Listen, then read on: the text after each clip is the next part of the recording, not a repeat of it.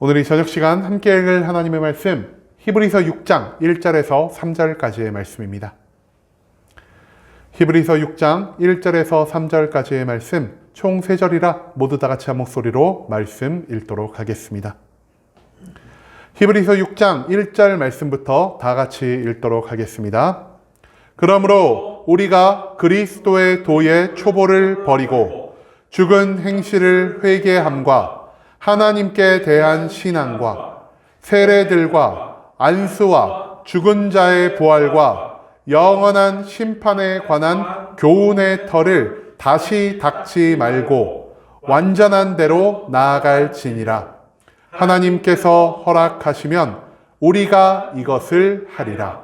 아멘. 오늘 이 시간 우리는 멈춰서 있는가 라는 제목을 갖고 오늘 우리가 읽은 하나님의 말씀 함께 나누는 시간 갖도록 하겠습니다. 온전한 대제사장이시자 새로운 언약을 완성하신 예수 그리스도에 대해 우리에게 알려주는 히브리서 그 6장의 말씀을 갖고 함께 나누는 시간 갖고 있습니다. 오늘 본문 말씀에서 우리는 어제에 이어 우리가 계속해서 보이며 살아가는 정체된 신앙인의 모습을 한 번 더 돌아볼 수 있게 될 것입니다.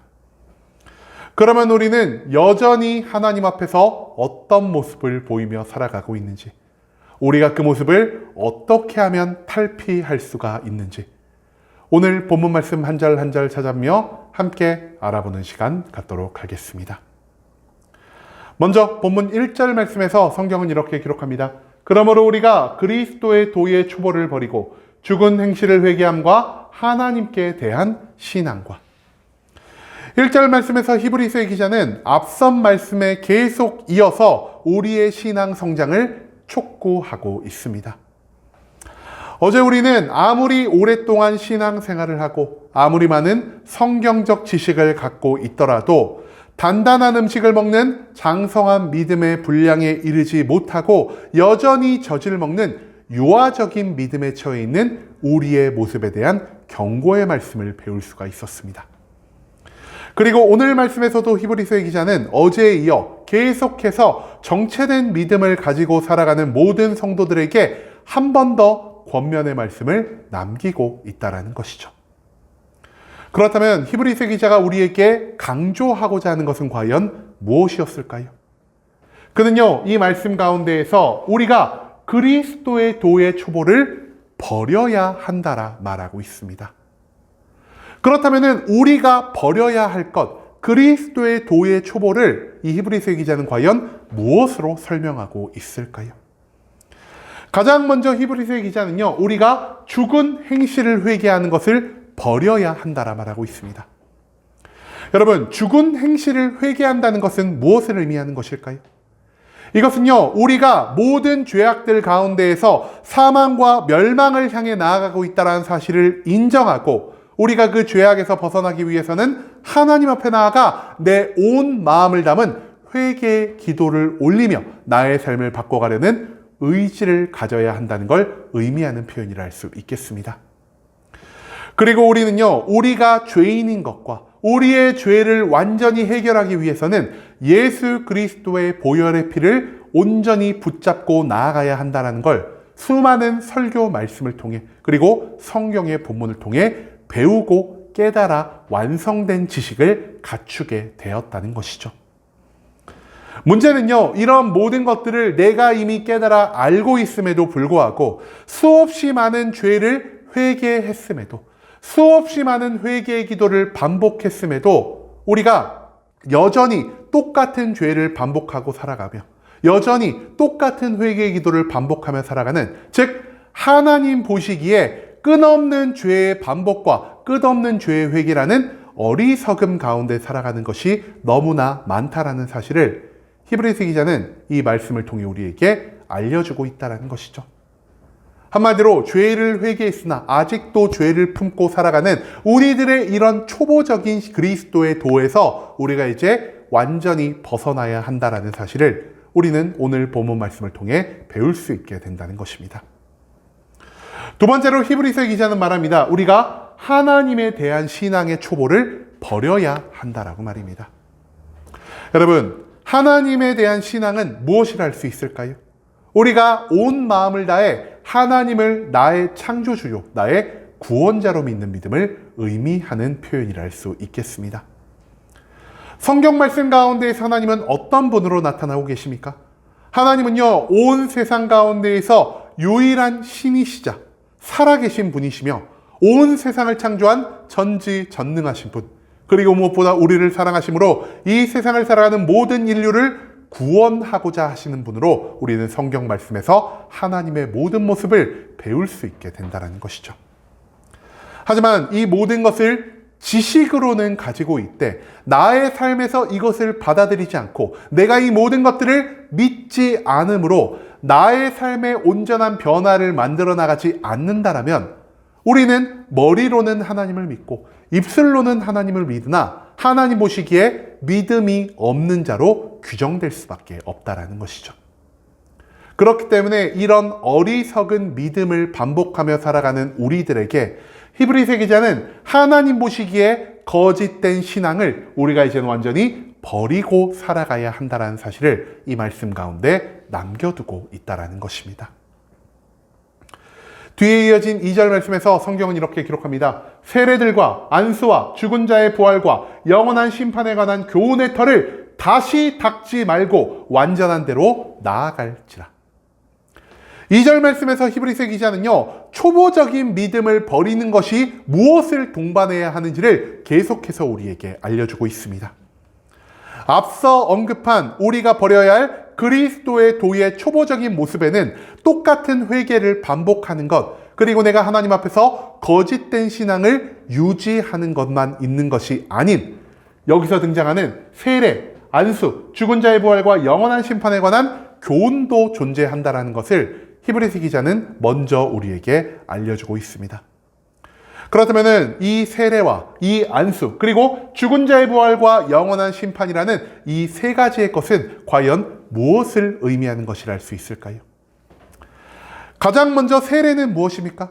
세례는요, 우리 인간의 몸에 더러운 것을 물로 씻어내는 것처럼 우리 안에 있는 모든 더러운 죄를 내가 씻어내야 한다는 것을 깨닫기 위해서 하는 일종의 예전 행위라 할 수 있겠습니다.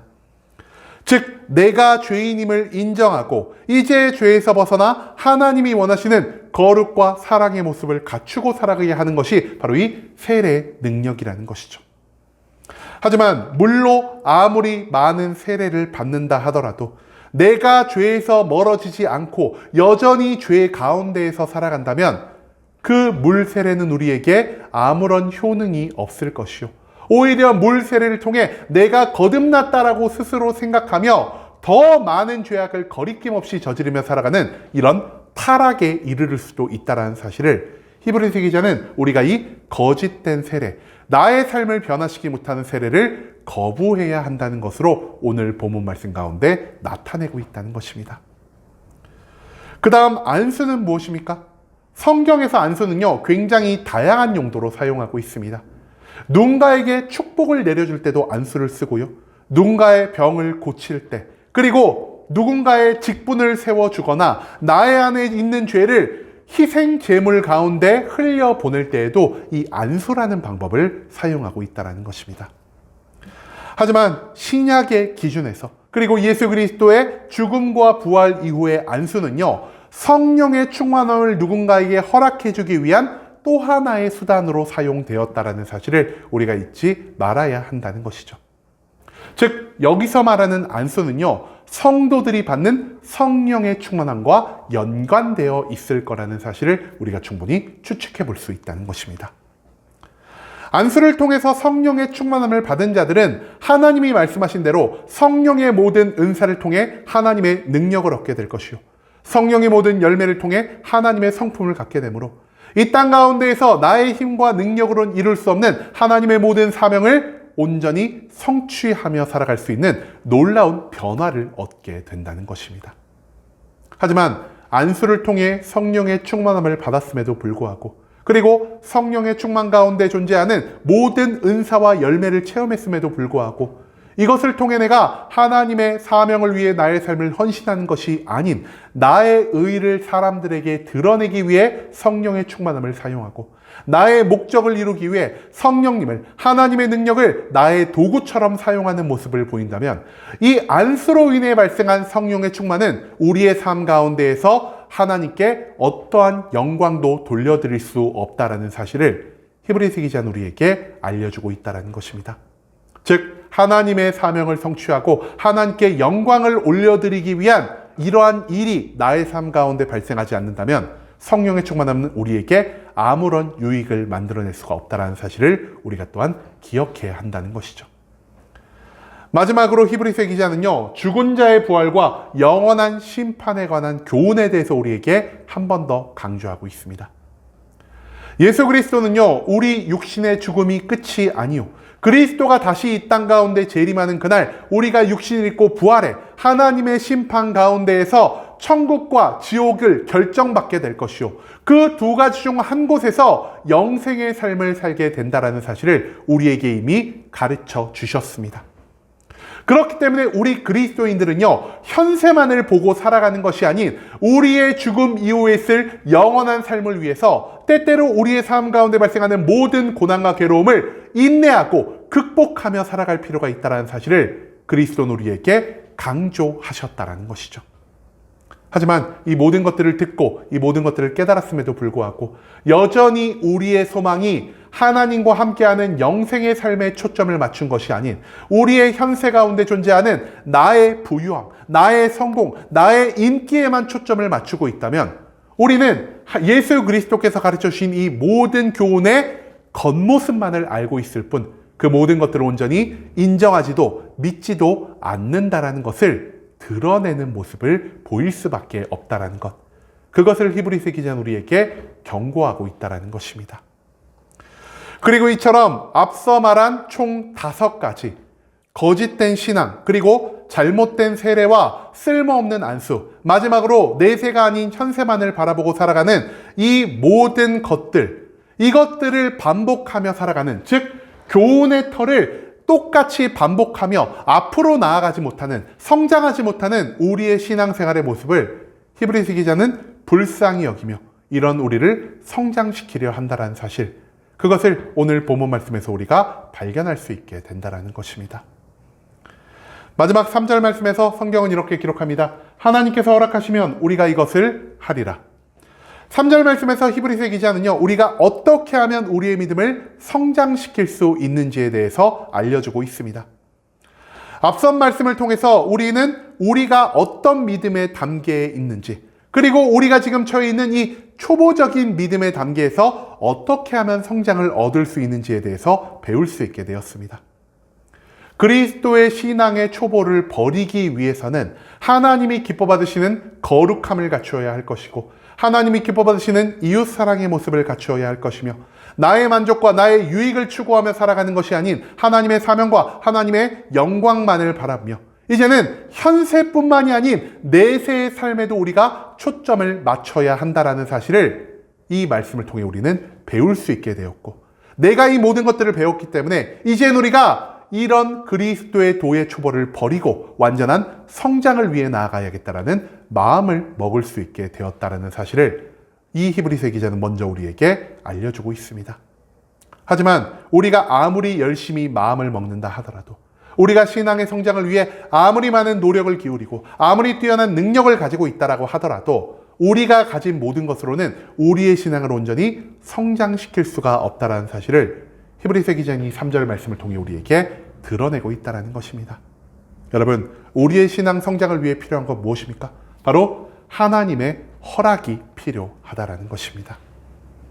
그렇기 때문에 우리는요, 매일매일 하나님께 나아가 우리의 믿음의 성장을 하나님 앞에 솔직히 구하는 모습을 보여야 한다는 것이죠. 매일의 예배 가운데 발생하는 기도와 말씀과 찬양을 통해 나의 믿음 없음을 하나님께 고백하고 나를 거듭나게 하실 것을 구하며, 무엇보다 내 삶의 모든 것들을 하나님께 바쳐드린다는 이 믿음의 고백을 통해 하나님의 능력을 얻어 나의 믿음을 성장시키며 이제는 단단한 음식을 먹는 장성한 믿음의 분량에 이르러야 한다는 사실을 오늘 본문 말씀은 우리에게 가르쳐주고 있다는 것입니다. 여러분, 이 말씀의 독자인 유대계의 그리스도인들은요, 오늘날 지금 이 자리에서 예배를 드리는 우리들의 모습과 굉장히 많이 닮아 있는 것 같습니다. 많은 성경적인 지식이 있고요, 오랜 신앙의 연차가 쌓였다라고 하여서 나의 구원과 나에게 주어질 축복을 무조건적으로 확신하며 살아가는 그러한 그들의 모습, 히브리서의 기자가 질책한 그 모습을 오늘날 지금 이 시간 우리도 똑같이 가지고 살아갈 때가 너무나 많다라는 것이죠.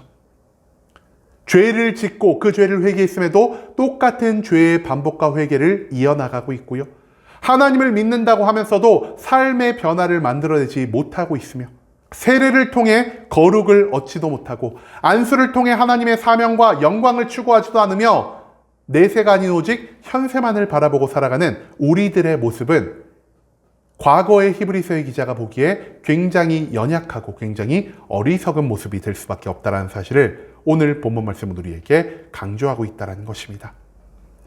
그렇기 때문에 우리는 이 말씀을 통해서 우리의 믿음을 다시 한번 점검해 볼 필요가 있겠습니다.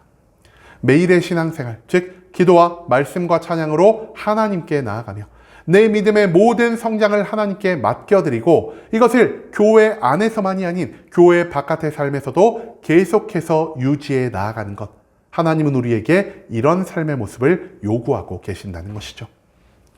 단순히 신앙의 오랜 연차가 아닌 하나님을 온전히 신뢰하는 신앙생활을 통해 나의 믿음을 성장시키고 성장한 믿음을 바탕으로 나의 삶을 변화시켜 이 땅을 하나님이 원하시는 방향성대로 변화시켜 나아가는 것, 그것이 바로 믿음이 성장한 자에게 주어진 책무이며 우리를 통해 하나님이 받으실 영광이라는 사실을 우리가 절대로 잊지 않을 수 있길 소망합니다.